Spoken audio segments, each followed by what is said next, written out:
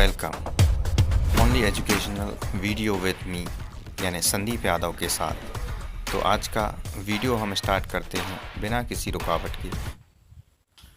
नमस्कार, मैं संदीप यादव। संविधान की इस सीरीज़ में आप सभी का स्वागत है और ये दूसरा वीडियो है मेरा, जिसमें आज हम देखेंगे कि संविधान का निर्माण जो संविधान सभा द्वारा किया गया वो किस प्रकार हुआ। तो सबसे पहले यदि हम बात करें, आप सब जानते हैं कि भारत अंग्रेज़ों का गुलाम था यानी परतंत्र था, और इस परतंत्रता में भी हमारे यहाँ पर बहुत सारे जो लोग थे वो पढ़े, आगे बढ़े और भारतीय राष्ट्रीय कांग्रेस की स्थापना की। और वही भारतीय राष्ट्रीय कांग्रेस के नेता ही आगे चल के देश विदेश जाके चीज़ों को समझते हैं और नियम और कानून जैसी बातों को अपने देश में भी लाना चाहते हैं। जब अंग्रेज़ों द्वारा यह तय किया गया कि अब हम भारत को स्वतंत्र करेंगे, तब हमारे सामने सबसे बड़ी चुनौती यही थी कि हमारा भारत आज़ाद तो होगा, अंग्रेज़ों का राज नहीं रहेगा, परंतु यहाँ का शासन और प्रशासन कैसे रेगुलेट होगा, कौन चलाएगा और किसको आधार माना जाए। तब विभिन्न देशों ने अभी तक संविधान चूंकि बना लिया था, तो उसी आधार पर हमारे यहाँ भी संविधान बनाने की बात कही गई थी और संविधान के निर्माण के लिए लगभग सारे लोग तैयार थे। जब संविधान निर्माण करना था तब जरूरत थी कि संविधान का निर्माण कैसे हो। इसके लिए सबसे पहले 1934 में एम.एन. रॉय द्वारा यह विचार लाया गया कि संविधान के निर्माण के लिए एक संविधान सभा होनी चाहिए।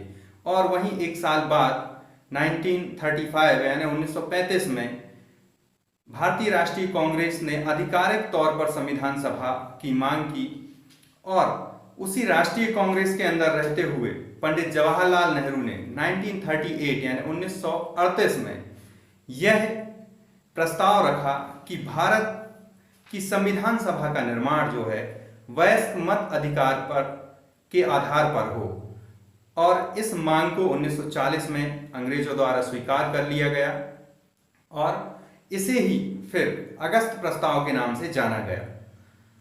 जैसे ही यह स्वीकार कर लिया जाता है तब ब्रिटिश से क्रिप्स मिशन 1942 में भारत आता है, परंतु क्रिप्स मिशन के भारत आने पर जो कंडीशन थी वो यह थी कि जैसे ही द्वितीय विश्व युद्ध खत्म होगा, चूंकि इस समय दूसरा विश्व युद्ध चल रहा था, तो जैसे ही द्वितीय विश्व युद्ध खत्म होगा भारत के लिए एक संविधान सभा का निर्माण किया जाएगा जो संविधान बनाएगी।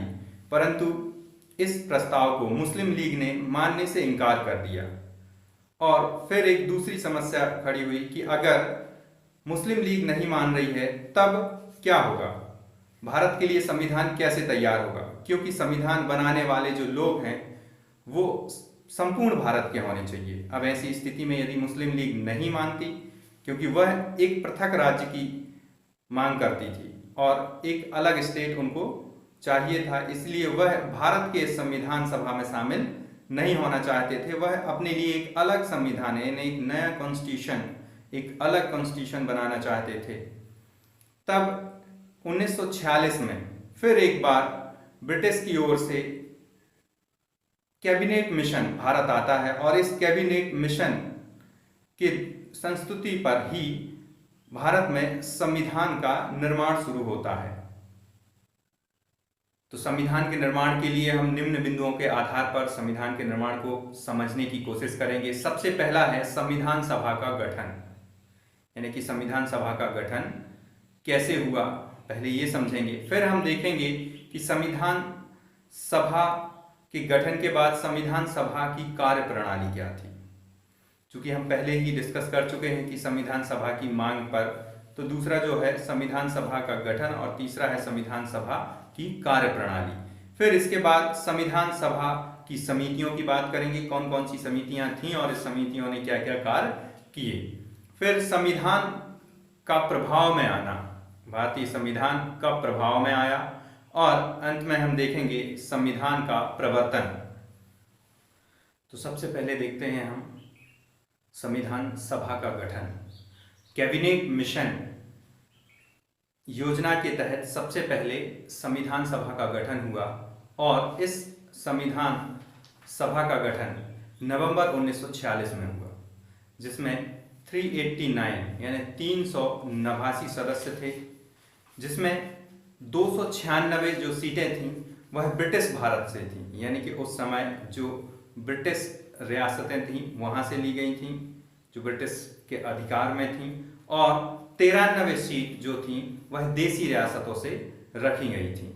इन सीटों का आवंटन जो देसी रियासतें थीं और ब्रिटिश रियासतें थीं, इन सभी में जनसंख्या के आधार पर, यानी प्रत्येक एक सीट 10 लाख जनसंख्या के आधार पर चुनी गई थी या रखी गई थी, और प्रत्येक रियासतों में का जो चुनाव था या प्रत्येक समुदाय में चुनाव उसी प्रांतीय असेंबली के उसी समुदाय द्वारा किया जाना था, और देसी रियासतों को स्वतंत्रता थी कि वह किसी को भी अपनी ओर से एक प्रतिनिधि के तौर पर चुन सकते थे। यह बात इम्पोर्टेंट है कि संविधान सभा आंशिक रूप से चुनी गई और आंशिक रूप से नामांकित थी, क्योंकि देसी रियासतें जो थीं उनमें केवल नामांकन द्वारा ही वह प्रतिनिधियों को भेज सकते थे। यहाँ इस सभा में थोड़े से परिवर्तन भी होते हैं। जब माउंटबेटन योजना द्वारा भारत को आज़ाद कर दिया जाता है, वहीं पाकिस्तान को एक अलग स्टेट भी बना दिया जाता है। तब 3 जून 1947 में यह परिवर्तन होते हैं, और जो संविधान सभा है, भारत की संविधान सभा, उसकी सीटों में परिवर्तन हो जाता है। तो कुल सीटें जो 389 थी वह 299 हो जाती हैं, और जो ब्रिटिश प्रांत होते हैं उनमें 229 यानी 229, और देसी रियासतों के पास मात्र 70 सीटें ही 70 सीटें ही बचती हैं। यहाँ पर जो स्वतंत्रता अधिनियम 1947 था उसमें कुछ परिवर्तन भी हो जाते हैं। पहला जो परिवर्तन है उसे ध्यान से देखें। सबसे पहला है कि संविधान सभा को संपूर्ण या पूर्ण रूप से संप्रभुत्व प्राप्त हो जाता है, अतः वह ब्रिटिश से संबंधित किसी नियम या किसी कानून को खत्म कर सकते हैं, अंशतः ले सकते हैं या पूरा ले सकते हैं। यह पूर्णतः स्वतंत्र है, संप्रभुत्व हो जाती है यह संविधान सभा। दूसरी जो बात है कि संविधान सभा संविधान निर्माण का कार्य तो कर ही रही थी, साथ ही विधायिका के रूप में भी इसे अधिकार प्राप्त हो गया था। अतः जो तात्कालिक भारत है उस समय के लिए किसी नियम या कानून की आवश्यकता है तब वह विधायिका के रूप में कार्य करती थी, और एक दिन वह संविधान निर्माण करती थी। जैसे कि तीसरा हम पहले ही डिस्कस कर चुके हैं कि वह जो है सीटों में जो कमी आई थी, पहले ही हम बात कर।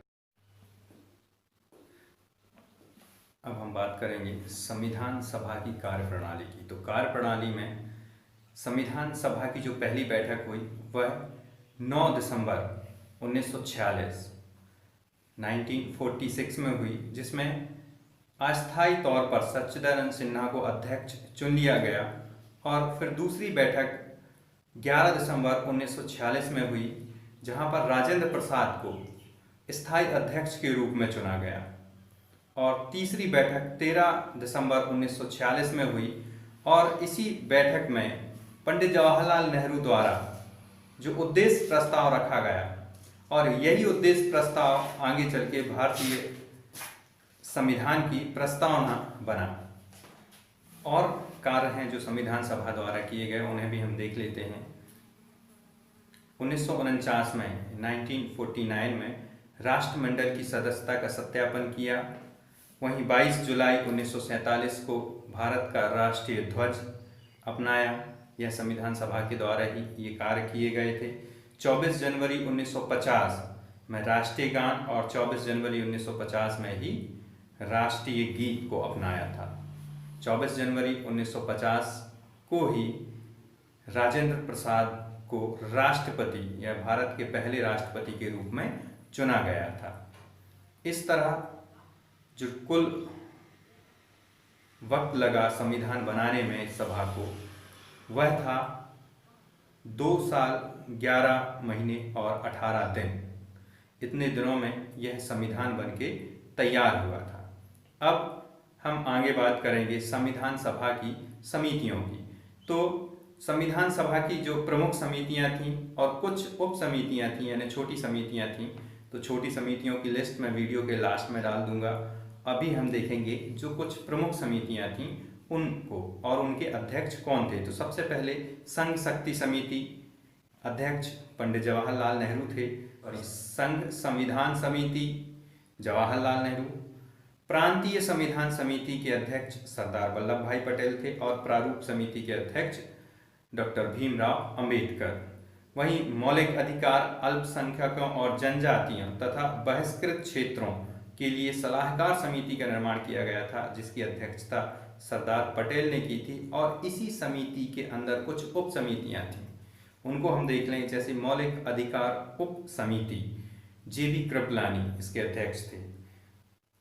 और फिर हम देखेंगे एक और बड़ी समिति थी, तो प्रक्रिया नियम समिति। प्रक्रिया नियम समिति के अध्यक्ष डॉक्टर राजेंद्र प्रसाद थे। वहीं राज्यों के लिए जो समितियां तैयार की गई थीं, बनाई गई थीं, यानी राज्यों के समझौते करने वाली, उसके अध्यक्ष पंडित जवाहरलाल नेहरू थे। संचालन समिति डॉक्टर राजेंद्र प्रसाद अध्यक्ष थे। अब हम प्रारूप समिति की बात करते हैं। तो प्रारूप समिति सभी समितियों से बहुत ही प्रमुख समिति थी और इसके अध्यक्ष थे डॉक्टर भीमराव अंबेडकर। और इसके अन्य सदस्यों की हम बात करें तो एन गोपालाचार्य स्वामी अयंगर, अल्लादी कृष्णचारी अयंगर, डॉक्टर के एम मुंशी, सैयद मोहम्मद सादुल्ला, एन माधव राव जो थे यह BL मित्र की जगह आए थे। और TT कृष्णाचारी, इन्हें DP खेतान की जगह उनकी मृत्यु के बाद लाया गया था। इस तरह जो प्रारूप समिति थी यह बहुत ही इम्पोर्टेंट है। इसने पूरा प्रारूप तैयार किया और प्रारूप तैयार करने के बाद फरवरी 1948 में सबसे पहले वह प्रारूप जो है लोगों के सामने रखा और उसमें संशोधन या उस पर चर्चा करने के लिए जो संशोधन थे, संशोधन पत्र आमंत्रित किए और 8 महीने का इसमें वक्त दिया गया था। ठीक जब संशोधन आए और उन्हें लिखा और पुनः एक प्रारूप तैयार किया गया, फिर उसे अक्टूबर 1948 में प्रकाशित किया गया। इस तरह प्रारूप समिति ने 6 माह से भी कम वक्त में संविधान को तैयार किया और अपनी कुल 141 बैठकें की। संविधान का परिवर्तन या संविधान का प्रभाव में आना तो 26 नवंबर 1949 26 नवंबर 1949 को संविधान सभा द्वारा यह प्रवर्तित कर लिया गया था, जिसमें कुछ अनुच्छेद स्वतः ही लागू हो गए थे। जैसे हम बात करें तो 5, 6, 7, 8, 9, 60, 334 ऐसे जो कुछ अनुच्छेद थे वो स्वतः ही लागू मान लिए गए थे। अब यहाँ हम बात करते हैं कि 26 नवंबर को ही जो है इसे क्यों परिवर्तन किया गया या संविधान को क्यों संविधान सभा द्वारा अपनाया गया। तो हम पीछे जाते हैं 1929 यानी 1929 के कांग्रेस अधिवेशन जो कि लाहौर में हुआ था। लाहौर अधिवेशन में कांग्रेस ने 1930 में इसी दिन यानी 26 नवंबर के दिन 1930 में पूर्ण स्वराज दिवस मनाने का प्रस्ताव पारित किया था। अतः उसी प्रस्ताव पारित करने की डेट में ही संविधान को परिवर्तन कर लिया गया, संविधान सभा द्वारा लागू किया गया।